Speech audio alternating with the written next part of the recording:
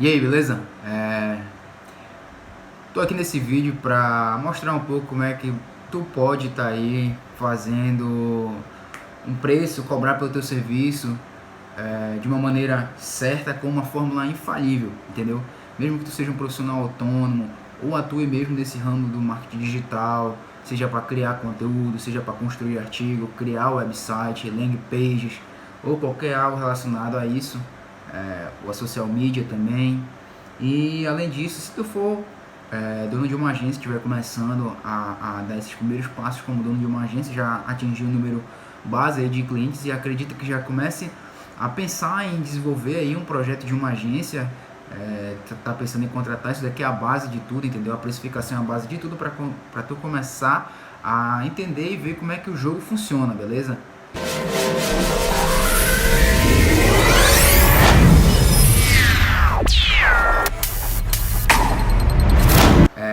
Quando a gente fala em posicionamento, eu seleciono aqui 4 aspectos básicos para que você entenda como é que funciona os quesitos do posicionamento. Primeiro, qual é a tua expertise? No que tu tem mais domínio?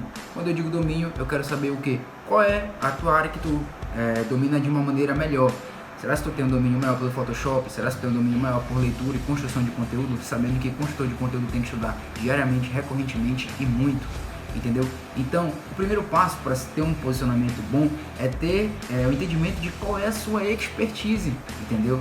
Além disso, quando tu traz esse aspecto da expertise, tu tem que entender basicamente como é que funciona o processo do teu serviço. Se tu é um social media, como é que funciona o processo da tua postagem? Se tu quiser um vídeo mais específico que eu fale sobre essa questão do processo, dessa postagem, desse processo operacional, desde a pesquisa até a construção desse calendário de conteúdo e a programação dessas postagens, eu faço um vídeo mais específico aqui te mostrando todos os dados, todos os passo a passo, quais são os melhores canais de pesquisa, como eu faço para dividir, construir um artigo e dividir ele em várias postagens diárias no Instagram dos nossos clientes, entendeu?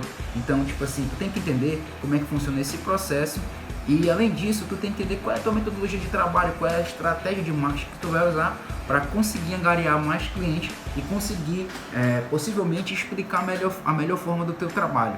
Essa metodologia de trabalho tu também tem que procurar. Se tu é o designer, qual é a tua metodologia de trabalho?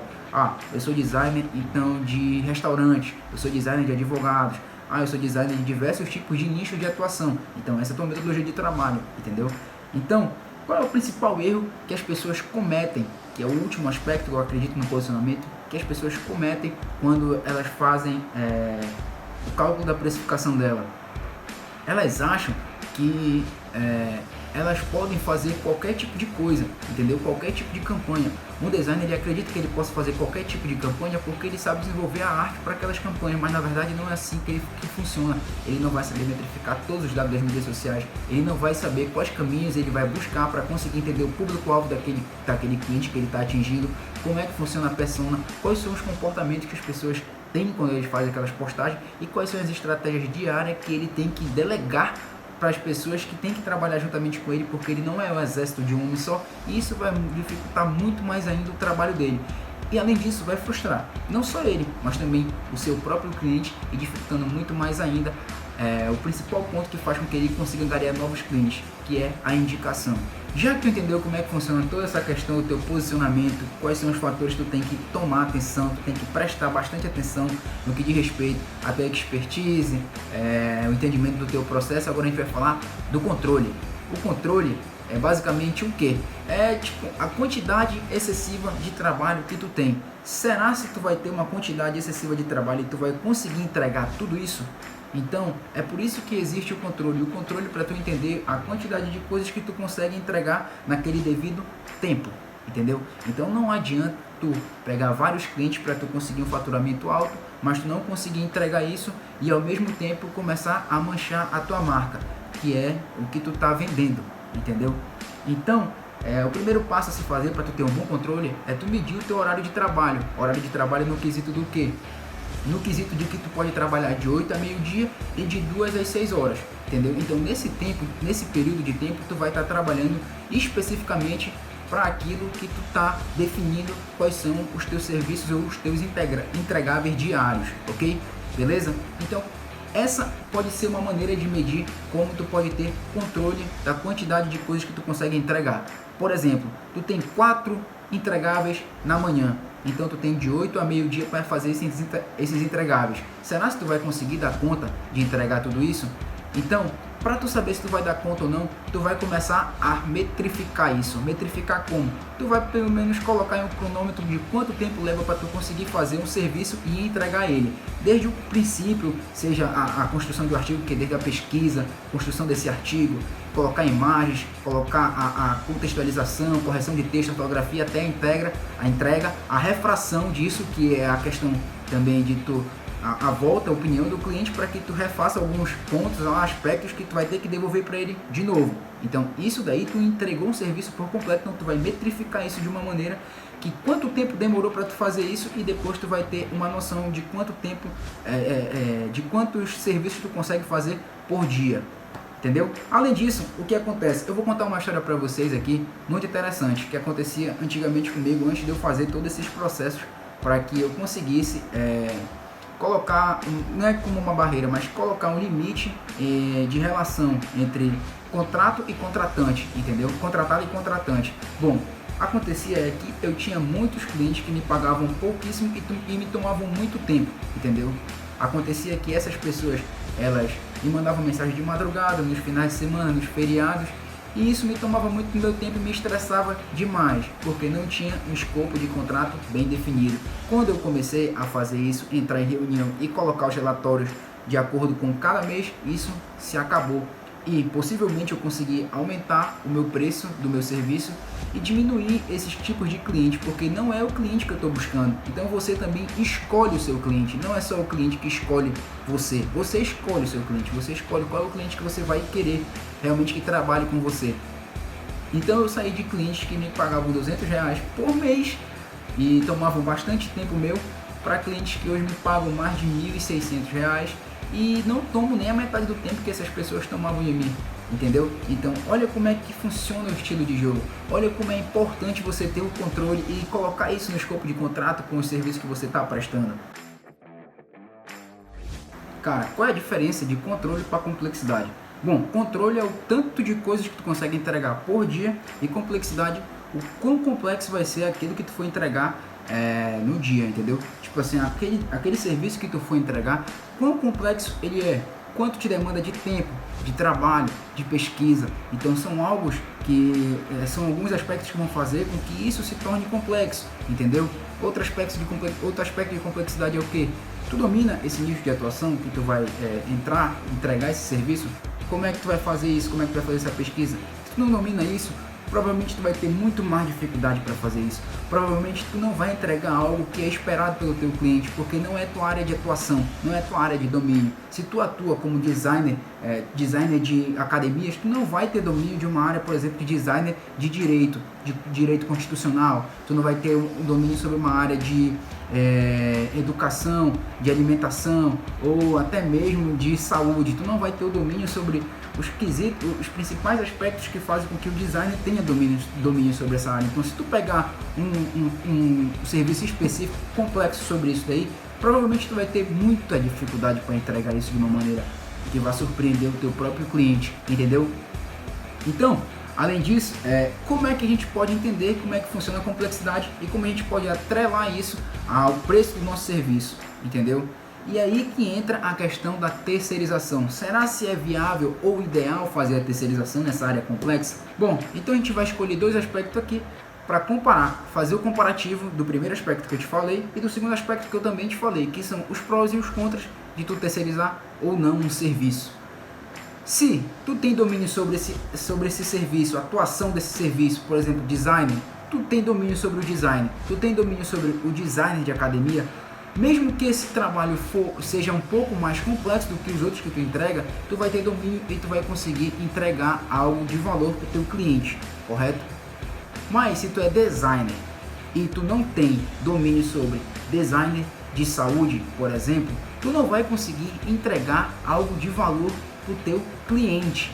Será se é viável fazer a terceirização nesse exato momento? Sim.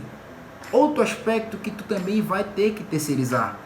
Se tu é designer e um cliente teu chega para ti pedindo um site ou a construção de um artigo, tu não domina essa área. Mesmo que tu tenha um pouco de conhecimento, mas tu não domina. O designer ele consegue construir o layout de um site, mas ele não consegue fazer a programação, ele não consegue fazer toda a diagramação do site, ele não consegue entender como é que funciona todas as características básicas para que o site esteja no ar.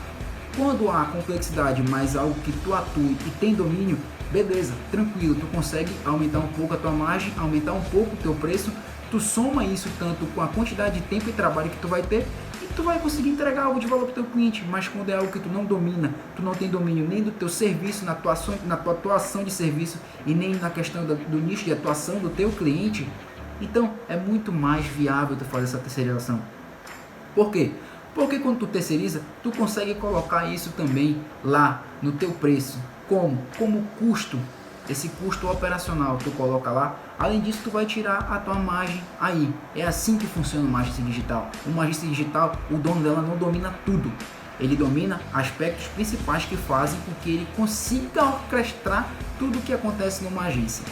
Se lá nessa agência tem alguém que domina o design, tem alguém que domina a construção de site, ele vende isso. Se não tem, ele terceiriza isso. Então é assim que funciona o jogo. Agora que a gente já entendeu como é que funciona o posicionamento, como é que funciona o controle, como é que funciona a complexidade, a gente parte para o último aspecto e não menos importante, que é a precificação.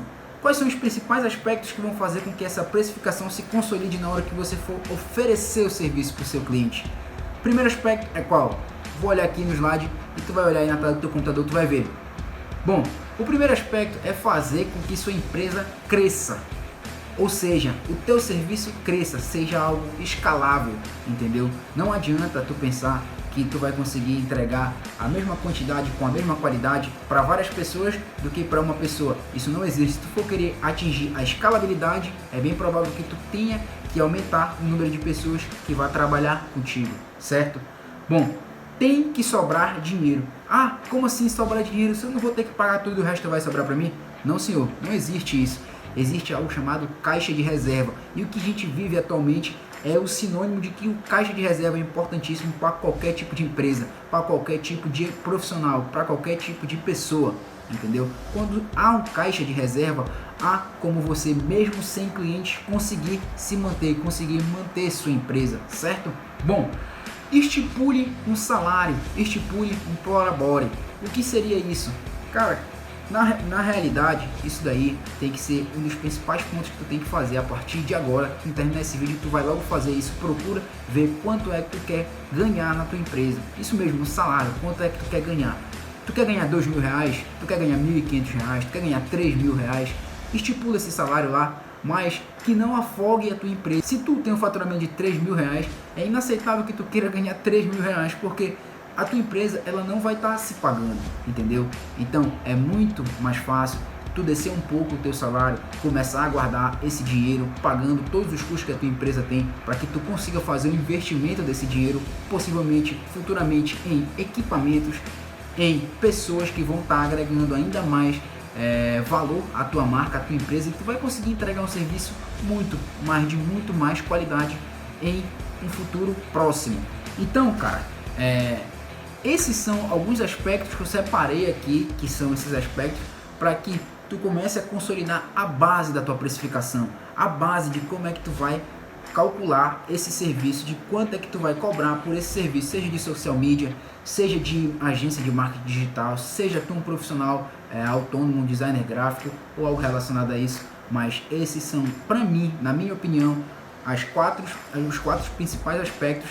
E existe também o cálculo que eu faço aqui, que no próximo vídeo eu vou estar disponibilizando para ti como é que a gente calcula a precificação de qualquer tipo de serviço que a gente oferece aqui na agência web, e como tu também pode estar replicando, dando um Ctrl+C, Ctrl+V aí na tua agência, que eu vou colocar, sim, exemplos da realidade do dia